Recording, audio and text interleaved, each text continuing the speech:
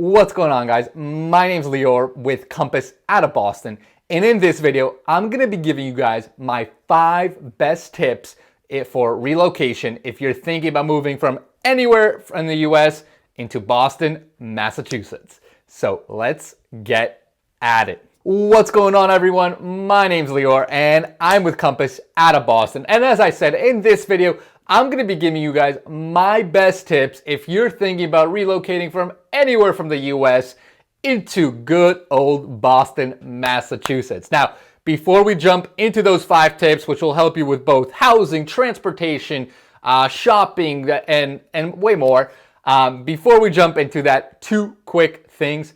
Number 1, if you guys haven't already subscribed to my channel, make sure you subscribe. I put out tons of new videos every single week. And number 2, if you guys are thinking about doing anything with real estate around the greater Boston area, whether it's buying, selling, investing, leasing, whatever, I get so many calls from you guys watching my videos, and I absolutely love it. So if you're thinking about doing anything, hit me up and I will help you out. So with that, let's jump right into these 5 relocation tips if you're thinking about moving into Boston. And we're going to start with tip number 1, which is figure out where in Boston you want to live, right? I mean, Greater Boston is a pretty big area. It's got a lot of variance in terms of feel, neighborhoods, proximity to downtown. So you got to figure out what is important for you. What do you want to prioritize, right? So if you want to live close to the city, you can certainly live right in downtown. But know that you actually have plenty of other options outside of downtown that are super close, right? You can go into areas like Cambridge, Somerville, Brookline, Charlestown, South Boston, right? All of these areas are like within 10 minutes, 15 minutes, or right into downtown. So whether you're going to be commuting for work or you just want to have access to get right into the heart of Boston, you can certainly do that without having to necessarily live there. Now, without too, also depends on the kind of vibe you're going for, right? That's super important.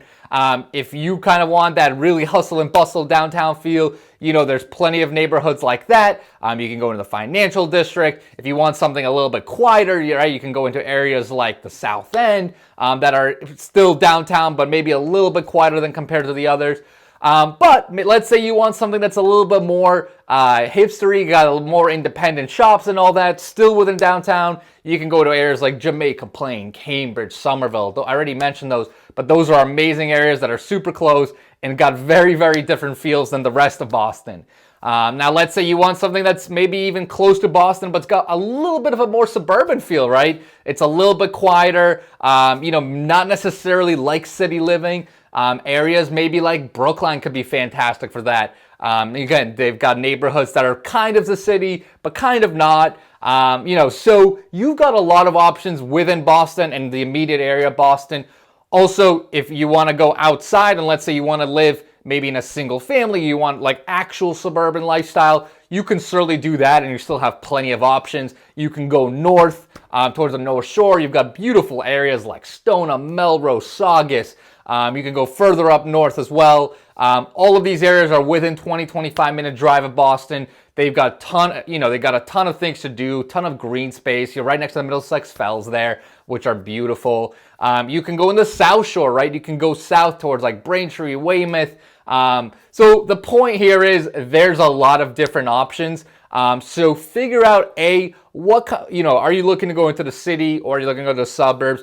And then if you're going to go city, know that you still have plenty of different feels, plenty of different options. Boston's very neighborhood by neighborhood, and you can get a completely different feel from one place to the next. Number 2 tip I would suggest you do is start working on a budget, because unless you're moving from an area like maybe New York or somewhere in California like San Fran or LA, chances are you're going to moving to Boston is going to be a little bit of a sticker shock for you. Boston's a really expensive place to live. Cost of not only housing, but cost of everything in general is just more expensive. So just to give you guys some ideas, for example, your average lunch in Boston, probably is about $8 to $15. Average dinner for 2, you can easily spend anywhere from $60 to $100, depending on how many drinks you get. So it's not necessarily the cheapest place. From a grocery perspective, I usually advise to budget about $450 to $500 per month. Obviously, you can go higher depending on how many people you have within your family. But know that, again, cost of food, whether it's restaurants, cafes, or grocery stores, is typically going to be much higher than anywhere else across the country. Make sure you also budget for utilities here. I'd say on average, for about 1,000 square foot condo, I'd budget about $150 between your electric and gas bills. Know that in the winter, when it can get really cold here, so your gas bill will likely go up as well. So make sure you're prepared for all those things, because again, you don't want to move to Boston and kind of just be surprised by how expensive everything here is. All right, so now let's go into tip number 3, which is transportation. And this will certainly kind of go along depending on what you choose for that first tip, which is where you're going to live. So obviously, if you're going to live in the suburbs around here, chances are 99% chance you're going to have a car, right? Our subway system, the T here, doesn't go into the suburbs. So you're more than likely going to need a car to get around your neighborhood, to get around to the local grocery store, restaurants, cafes. If you're going to commute to downtown or around Boston for work, you're also probably going to be commuting via car, unless you're right on a commuter rail stop, right? Otherwise, chances are you're going to want a car. And anyway, most people that actually do take the commuter rail from the burbs have cars anyway, to get around their local areas. Now, if you're actually going to live in the city, you're going to have more options, right? Depending on exactly where you live. If you're going to be on the T, again, the subway system, Boston's actually considered to be a very walkable city. So you may not necessarily need the T, right? If you live in downtown Boston or in areas like Southie, maybe in Somerville, Cambridge, there's a lot of people that can live pretty easily without a car, right? They will have cafes, restaurants, grocery stores all around them. If they need to hop in towards the city or somewhere other neighborhood, they can get around pretty easily on the T.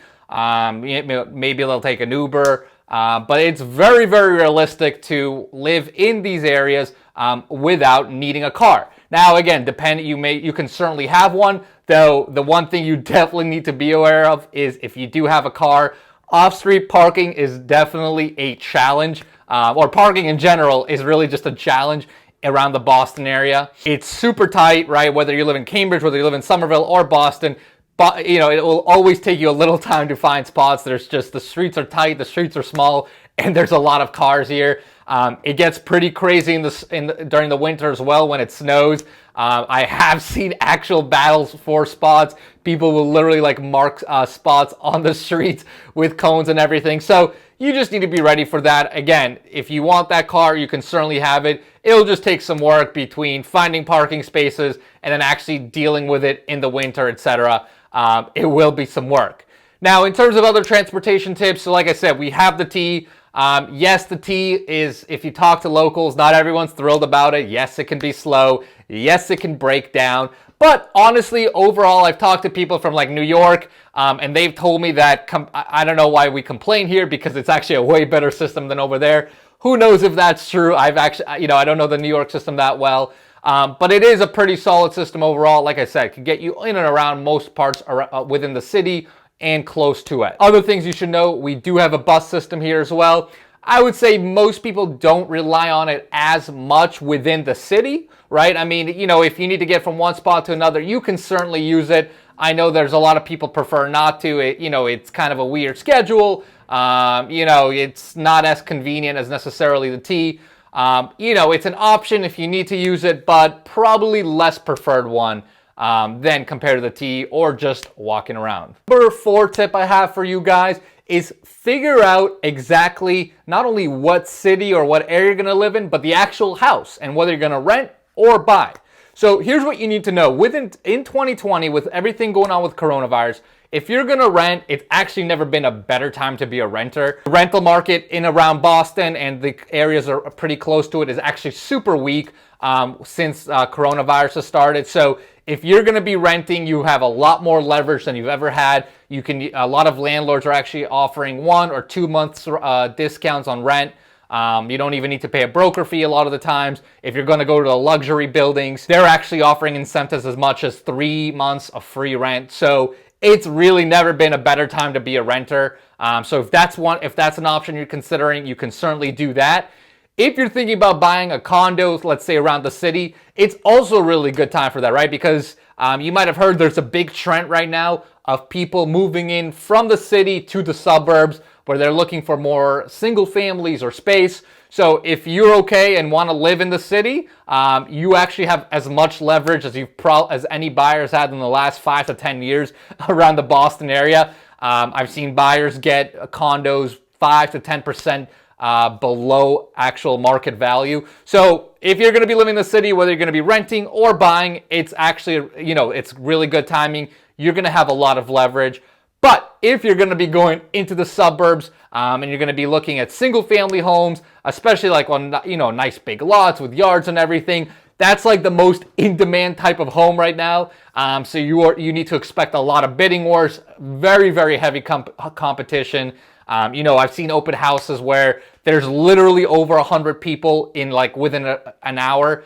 It's absolutely bonkers right now for the suburbs and the single family scene. So not saying it's impossible. You're just going to have to work really, really hard and put a lot of offers and very aggressive offers, speaking of that, in order to have a chance of getting that. So kind of a tale of two different worlds right now, whether it's in the city or close to the city versus outside into the suburbs. So just be ready regardless which path you choose. And finally, tip number 5 I have for you guys is start figuring out what you're going to want to do around Boston from an enjoyment perspective. I mean, there's so many things to do here. Whether you're coming here in the winter and you're a big snow sports person, we have a lot of mountains in New Hampshire and Maine for skiing. I can't ski, so I tube. But we've got access to that. In the summer, we have tons of beaches. You can go up to the North Shore. You can go down to the Cape. You can go hiking in New Hampshire and Maine. So we got a lot of outdoor activities here. Even more locally, you can, there's plenty of options for that as well. Start looking into the different restaurants, cafes, and depending on the neighborhood that you're going to live in, chances are you're going to have really good selection. If you're going to be living also closer to downtown and you like brewery hopping like I do, start looking into breweries. There's so many different options here. So I could tell you a good list of all those as well. But basically, like I said, Boston has a lot to do. There's a lot to do here. It has a lot to offer. Even during coronavirus times, there's still good options. So get comfortable, figure out what you like to do, and it will make your transition that much more fun. So hopefully that helps, guys. If you guys have any questions, any comments, any thoughts, shoot them below, and I will help you out.